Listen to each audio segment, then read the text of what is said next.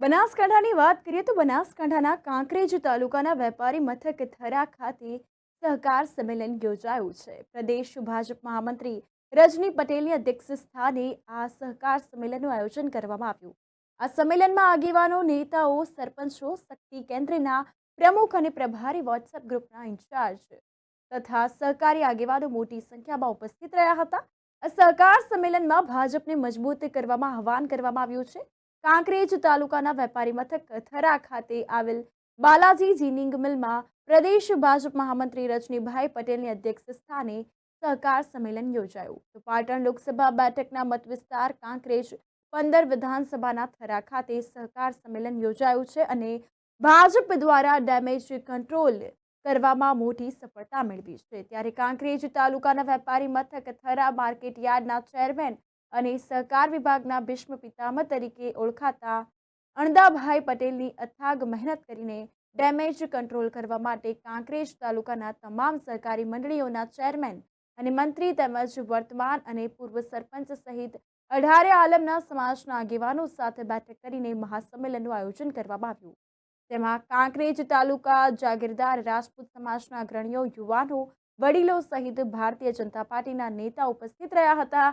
તેમાં ખાસ કરીને ભરતસિંહ બટેસરિયાએ પાટણ લોકસભા બેઠકના ભાજપના ઉમેદવાર ભરતસિંહ ડાભીએ 7 લાખ મતોની લીડથી જીતવાની આશા વ્યક્ત કરી હતી। પ્રદેશ ભાજપ મહામંત્રી રજની પટેલે કાંકરેજ તાલુકામાંથી વધુ લીડ મળે અને ત્રીજી વખત ભારતના વડાપ્રધાન નરેન્દ્ર મોદી બનવા જઈ રહ્યા છે તેમાં સહભાગી બની 100% મતદાન કરવા જણાવ્યું હતું। હાર્ટના ઓપરેશનો હોય, ઘૂંટણના ઓપરેશનો હોય, એમણે અને ભારતીય જનતા પાર્ટીના અનેક કાર્યકર્તાઓએ માધ્યમ બનીને કરાવ્યા છે। મોદીએ આપણને આ વખતે પણ ગેરંટી આપી છે કે 70 વર્ષ કરતા વધારે ઉંમરના બધા જ આગેવાનો, બધા જ લોકો, એ ગરીબ હોય, તવંગર હોય, કોઈ પણ જ્ઞાતિના હોય, આખા દેશના તમામ 70 વર્ષ કરતી વધારે જે ઉંમરના લોકો છે એ તમામને પણ આગામી સમયમાં આ જ પ્રકારે 5 લાખ રૂપિયાનું આરોગ્ય વિષયક સુરક્ષા મળે એ પ્રકારની દિશામાં દેશ આગળ વધી રહ્યો છે। આ મિત્રો નાની વાત નથી। આમ વિકાસના બાબતમાં પણ આ દેશ ખૂબ મજબૂતાઈથી આગળ વધે એ પ્રકારની વ્યવસ્થાઓ નરેન્દ્રભાઈના નેતૃત્વમાં મિત્રો આપણે જોઈ છે। ભૂતકાળમાં કોંગ્રેસના શાસનમાં આપણે 2 નારા સાંભળ્યા હતા। એક હતો ગરીબી હટાવો। આ ગરીબી હટાવોની વાતો કરવા વાળા એ વખતના લોકો ક્યાંય નક્કર કોઈ કામ ગરીબીને દૂર કરવા માટે થયું હોય એવું જો ધ્યાનમાં આવતું હોય તો તમે બતાવો। ફક્ત અને ફક્ત જૂઠા વાયદા વચનો આપીને, ગરીબી હટાવો જેવા સ્લોગનો આપીને મતો અંકે કરવા અને પછી ભૂલી જવું એ પ્રકારની એમની સ્થિતિ રહી છે।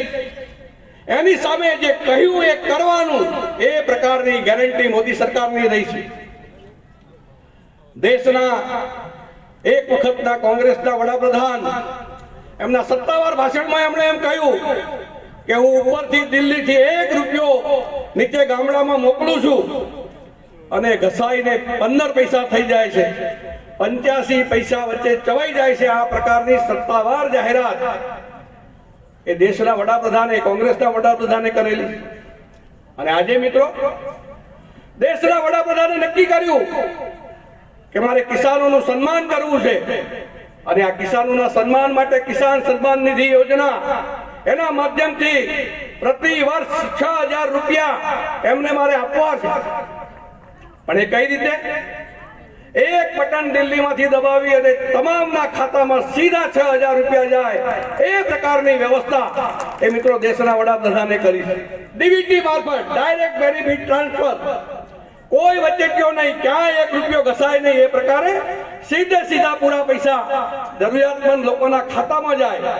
એ પછી કિસાન હોય, કોઈ વિધવા બહેન હોય, કોઈ જરૂરિયાતમંદ વ્યક્તિ હોય કે પછી નાનું મોટું કોઈ કુદરતી હોનારતમાં આપણને થયેલા નુકસાનનું ચૂકવણું હોય, આપણા ખાતામાં સીધા પૈસા જમા થાય એ પ્રકારની વ્યવસ્થા અગર કોઈએ દેશમાં ઊભી કરી હોય તો એ દેશના વડાપ્રધાન માનનીય નરેન્દ્રભાઈએ કરી છે.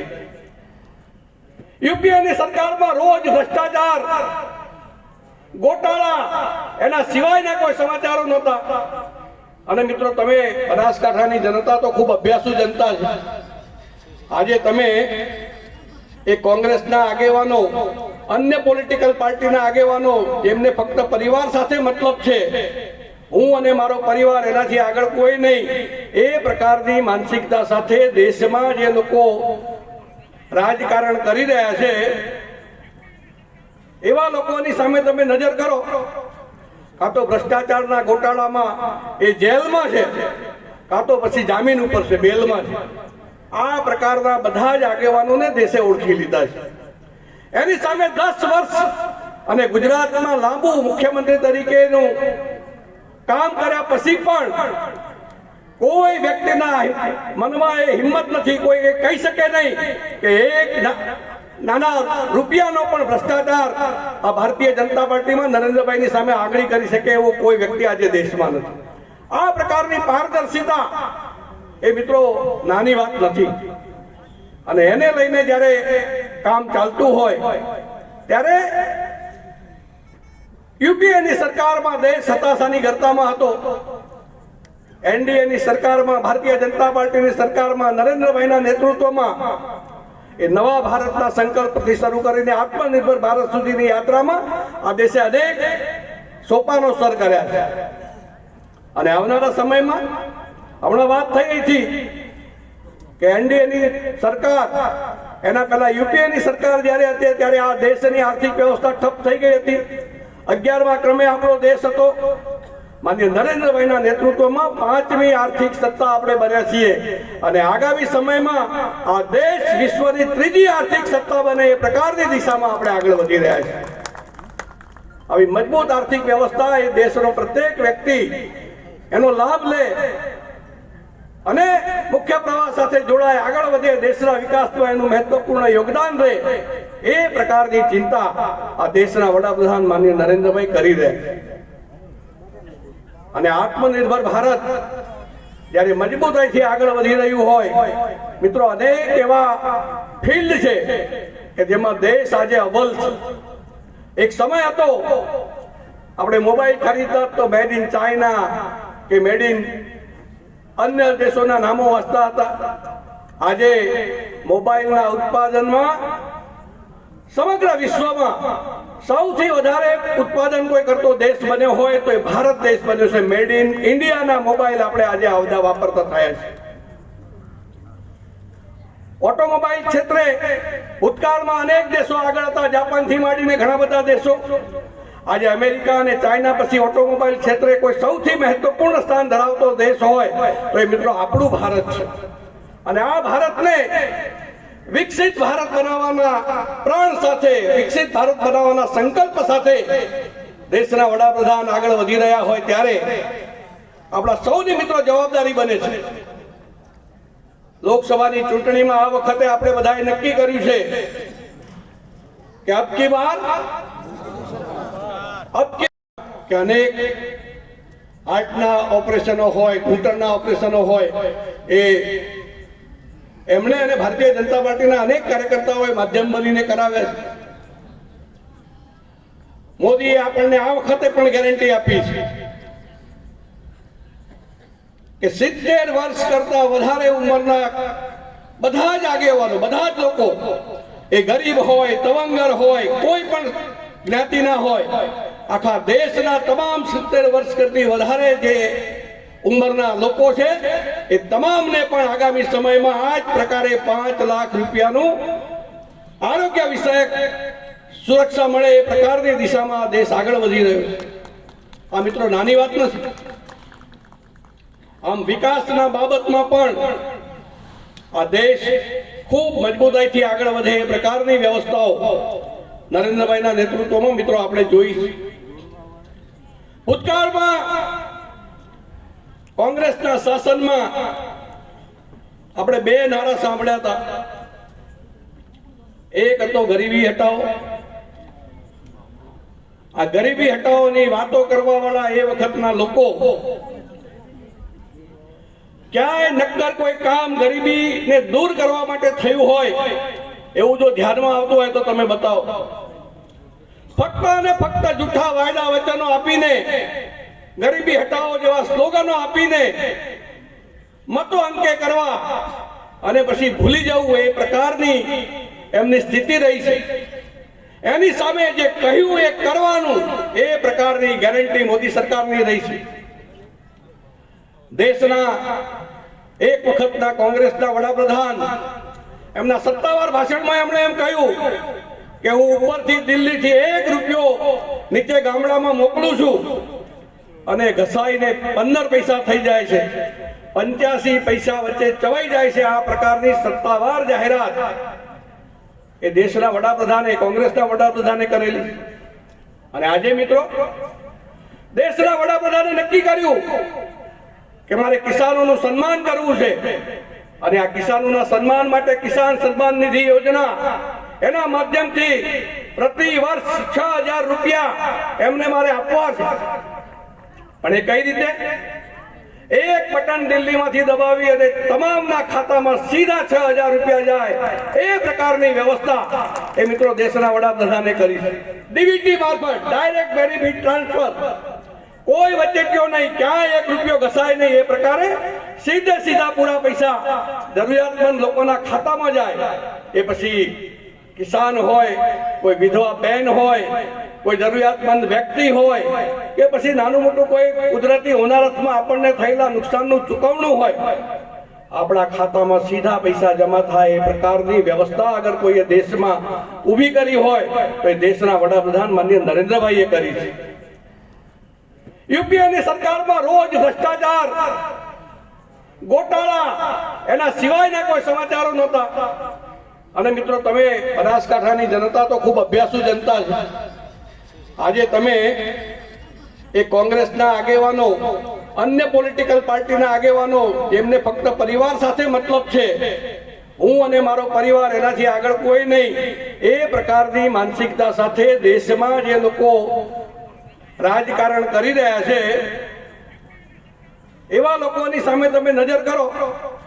કાં તો ભ્રષ્ટાચારના ગોટાળામાં એ જેલમાં છે, કાં તો પછી જામીન ઉપર છે, બેલમાં છે. આ પ્રકારના બધા જ આગેવાનોને દેશે ઓળખી લીધા છે. એની સામે 10 વર્ષ અને ગુજરાતમાં લાંબુ મુખ્યમંત્રી તરીકેનું કામ કર્યા પછી પણ કોઈ વ્યક્તિના મનમાં એ હિંમત નથી, કોઈ એ કહી શકે નહીં કે એક નાના રૂપિયાનો પણ ભ્રષ્ટાચાર આ ભારતીય જનતા પાર્ટીમાં નરેન્દ્રભાઈની સામે આગળ કરી શકે એવો કોઈ વ્યક્તિ આજે દેશમાં નથી. આ પ્રકારની પારદર્શિતા એ મિત્રો નાની વાત નથી. અને એને લઈને જ્યારે કામ ચાલતું હોય ત્યારે યુપીએની સરકારમાં દેશ હતાશાની ગર્તામાં હતો. એનડીએની સરકારમાં, ભારતીય જનતા પાર્ટીની સરકારમાં નરેન્દ્રભાઈના નેતૃત્વમાં એ નવા ભારતના સંકલ્પથી શરૂ કરીને આત્મનિર્ભર ભારત સુધીની યાત્રામાં આ દેશે અનેક સોપાનો સર કર્યા છે. અને આવનારા સમયમાં હમણાં વાત થઈ હતી કે એનડીએની સરકાર, એના પહેલા યુપીએની સરકાર જ્યારે હતી ત્યારે આ દેશની આર્થિક વ્યવસ્થા ઠપ થઈ ગઈ હતી. 11મા ક્રમે આપણો દેશ હતો. માનનીય નરેન્દ્રભાઈના નેતૃત્વમાં 5મી આર્થિક સત્તા આપણે બન્યા છીએ અને આગામી સમયમાં આ દેશ વિશ્વની 3જી આર્થિક સત્તા બને એ પ્રકારની દિશામાં આપણે આગળ વધી રહ્યા છીએ.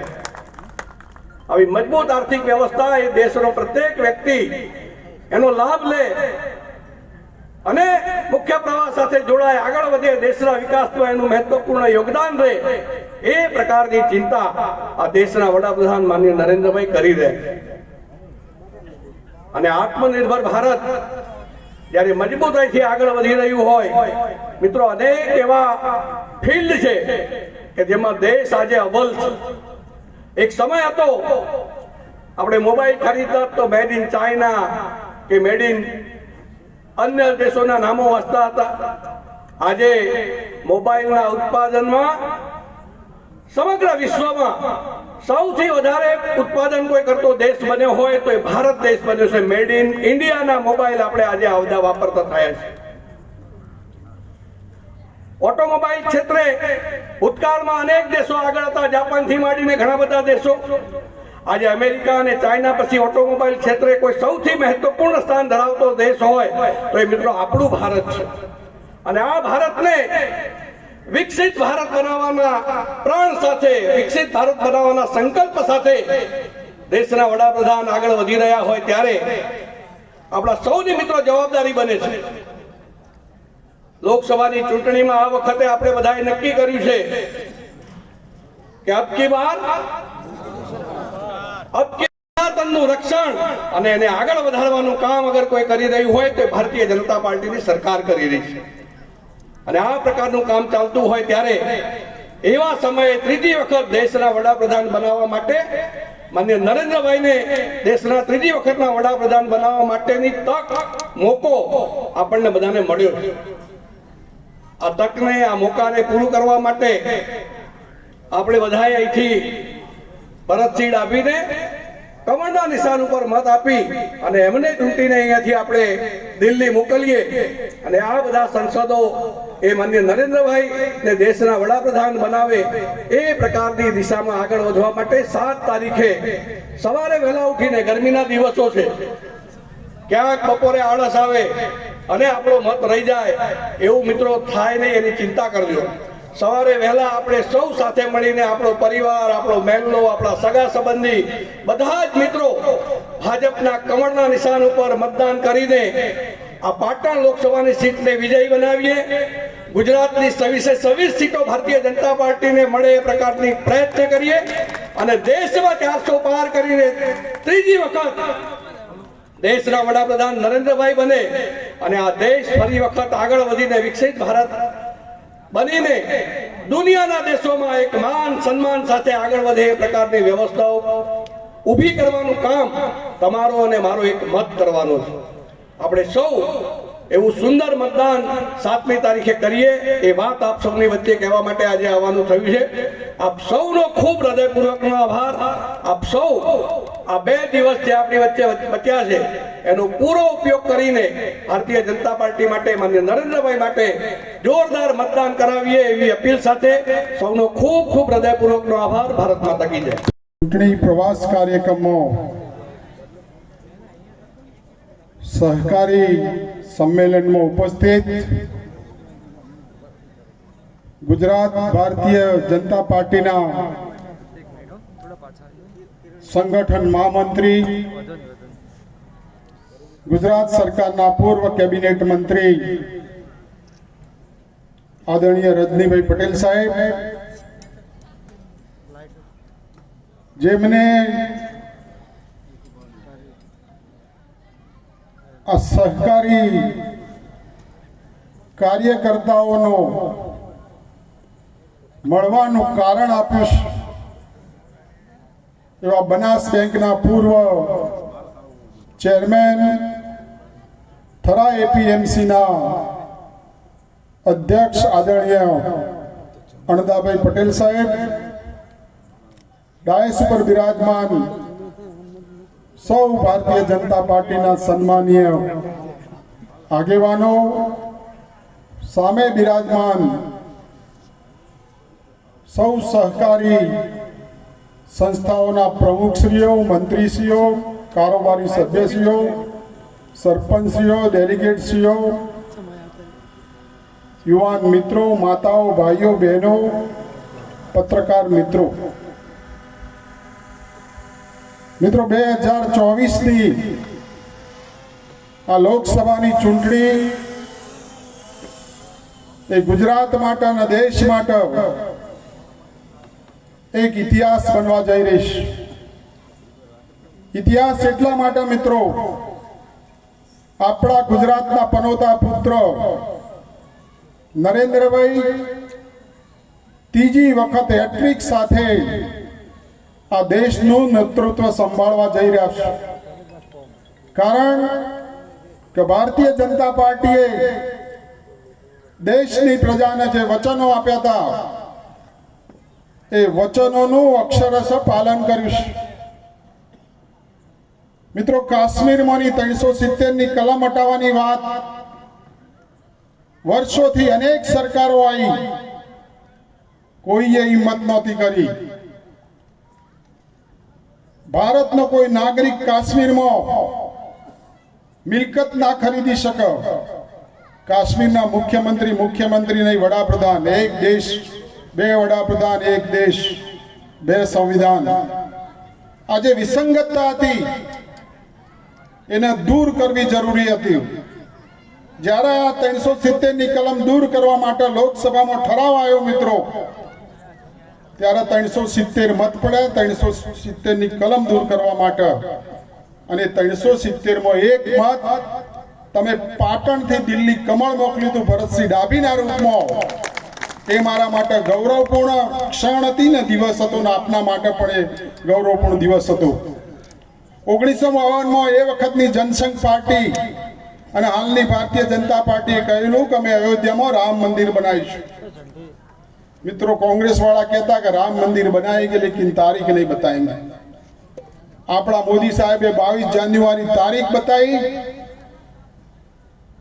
રામલલ્લાનું મંદિર પણ બનાવ્યું અને દેશવાસીઓના આસ્થા ટ્રેન દ્વારા રામલલ્લાના દર્શન પણ કરાયા. મિત્રો, ત્રીજી વાત, પાકિસ્તાન, અફઘાનિસ્તાન, બાંગ્લાદેશથી જે હિન્દુઓ હિજરત કરીને આવ્યા હતા ભારતમાં, વર્ષોથી આજે પણ રસ, આવા હિન્દુઓને નાગરિકત્વ આપવાની વાત કોઈ સરકારોએ કરી નથી. પણ તાજેતરમાં આપણા નરેન્દ્રભાઈએ ને ભારતીય જનતા પાર્ટીની સરકારે એ નાગરિકત્વ આપવાનું કામ પણ પૂર્ણ કર્યું છે. અને પાટણ જિલ્લામાં પાકિસ્તાનથી 600 કુટુંબો વર્ષોથી રાધનપુર શહેરમાં રહે છે. એમને નાગરિકત્વ આજ સુધી મળ્યું નહોતું, પણ આ કાયદાના લીધે ભારતીય જનતા પાર્ટીએ નાગરિકત્વ આપ્યું છે. મિત્રો, વિકાસની વાત કરીએ તો કોંગ્રેસના શાસનમાં રસ્તાની એક લાઈન હતી. ભારતીય જનતા પાર્ટી એને 2 લાઈન કરી, 2 લાઈનમાંની 4 લાઈન ને 4 લાઈનમાંની 6 લાઈન.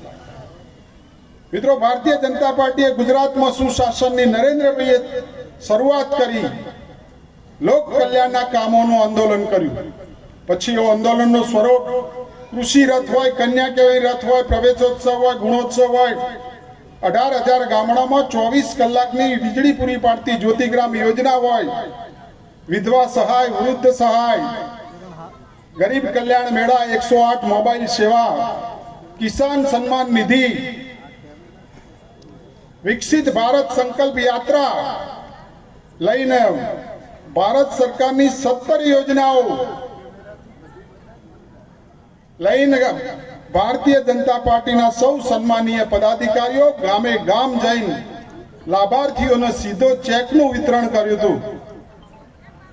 આવી અનેક યોજનાઓ દ્વારા છેવાડાના માનવી સુધી વિકાસનો ફળ પહોંચાડવાનું કામ એ ભારતીય જનતા પાર્ટીની સરકારોએ કર્યું છે.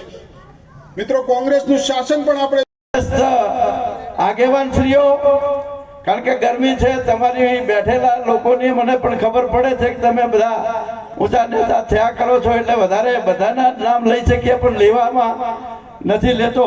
એટલે બધા જ મંચ ઉપર બેઠેલા મારા વડીલો, ભાઈઓ, મિત્રો અને સામે બેઠેલા મારા વડીલો, ભાઈઓ અને સહકારી આગેવાનો અને મંડળીના મંત્રી, ચેરમેન શ્રીઓ અને સામાજિક આગેવાન, સરપંચ શ્રીઓ, ભારતીય જનતા પાર્ટીના કાર્યકર્તા તરીકે આપ સૌને વિનંતી કરું છું કે આપણે વર્ષોથી ભારતીય જનતા પાર્ટી સાથે જોડાયેલા છીએ. જ્યારે નરેન્દ્રભાઈ મોદી સાહેબ બનાસકાંઠાની અંદર પ્રચારક તરીકે કામ કરતા હતા અને જ્યારે 1980 ની અંદર બોલાયેલા અને એ સંમેલનની અંદર કે જે તાલુકામાં ભારતીય જનતા પાર્ટીનું કામ નથી એવા તાલુકામાં ભારતીય જનતા પાર્ટીનું કામ થાય. કારણ કે આપણે જે કામ કરવું છે એ વખતે કેશુભાઈ અને નરેન્દ્રભાઈ આવેલા કે આપણે જે કામ કરવું છે ગરીબ લોકો માટે કામ કરવું છે, પછાત જાતિના લોકો માટે કામ કરવું છે, છેલ્લામાં છેલ્લો છેવાડાનો માનવી હોય એને સુખી કરવા માટે કામ કરવું છે. તો આ કામ દરેક તાલુકામાં થવું જોઈએ ભારતીય જનતા પાર્ટીનું. અને એ વખતે અમે અને અમારા હીરાભાઈ મંચ ઉપર છે કે નથી, હીરાભાઈ બંને જણા અમે ગયેલા અને આમાં બંને એવી વખતે નક્કી કર્યું કે આપણે પણ આપણા તાલુકાની અંદર ભારતીય જનતા પાર્ટીનું કામ કરવું છે. અને એ વખતે 1980 ની અંદર ભારતીય જનતા પાર્ટીની સ્થાપના આપણા તાલુકામાં કરી અને 1980 થી કામ કરતા કરતા કરતા આજે આપણે અહીંયાથી 3 જણને ધારાસભ્ય તરીકે મોકલી શક્યા, જિલ્લા પંચાયતના 5 સભ્યોને પણ જીતાડી શક્યા, તાલુકા પંચાયતમાં પ્રમુખ તરીકે પણ આપણે લાવી શક્યા, અનેક સંસ્થાઓ સાથે લોકશાહીનું પર્વ ઉજવાઈ રહ્યું છે અને લોકસભાની ચૂંટણીઓ જ્યારે ચાલી રહી છે ત્યારે આગામી 7 તારીખે ગુજરાતની 25 બેઠકો માટે મતદાન થવા જઈ રહ્યું છે. દેશની જનતાની જેમ ગુજરાતની જનતાએ સંપૂર્ણપણે મન બનાવી લીધું છે કે ભૂતકાળમાં 2 વખત એ 26માંથી 26 બેઠકો ભારતીય જનતા પાર્ટીના ફાળે આપી છે, ત્યારે આ વખતે પણ 1 બેઠક સુરતની, એના સિવાયની 25 બેઠકો જીતીને 26 બેઠકો ભારતીય જનતા પાર્ટીના ફાળે જાય એ પ્રકારનું મન ગુજરાતની જનતાએ સંપૂર્ણપણે બનાવી લીધું છે. અને નરેન્દ્રભાઈ માટે જે પ્રેમ, જે વિશ્વાસ અને એમણે આપેલી ગેરંટી પૂર્ણ થાય એ પ્રકારની દિશામાં જે વિશ્વાસ જનતામાં પ્રસ્થાપિત છે, ખૂબ ઉત્સાહપૂર્વક વાતાવરણમાં 7મી તારીખે ખૂબ મોટી સંખ્યામાં અહીંયા મતદાન થશે અને 26માંથી 26 બેઠકો ભારતીય જનતા પાર્ટી જીતશે.